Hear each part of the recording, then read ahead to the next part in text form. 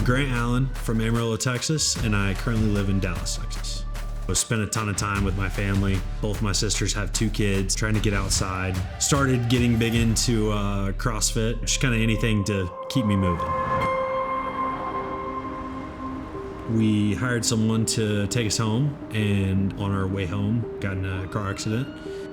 I was in the back seat and ended up in the front seat, flew into the dash in the windshield and broke my neck in 3 places. The first thought that I can remember was waking up intubated in the hospital. I had a tube down my throat, couldn't talk, handcuffed to the bed. I mean, absolute panic. And so I very quickly reached out to Aldous. I remember after the first call, getting off and talking to my dad and was like, yeah, that's who I need to be working with.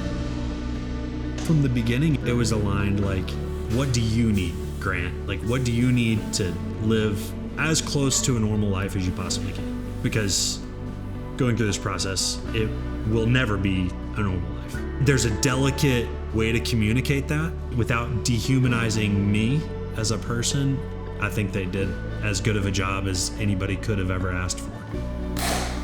I'm not a very anxious person, but I'd be lying if I said I wasn't worrying about having to go to actual trial. So the fact that we didn't have to was a great relief. Going into the final day of mediation, I knew we were at a great spot about halfway through that day.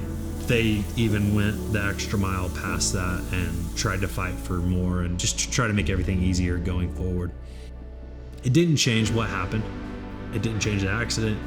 It didn't change the past. What it does is it makes the day-to-day things that I deal with a little bit easier.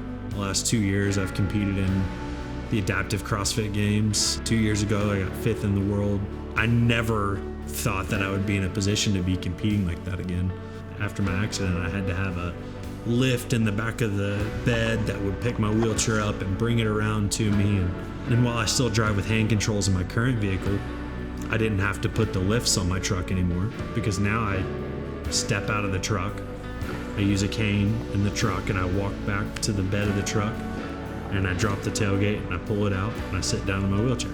And most people that see that inside or outside of the spinal cord injury community are like, what? Like, that's crazy to see. I don't think anyone would have fought as hard or done as much work as they did on my behalf to get me to the place that I was able to end up at.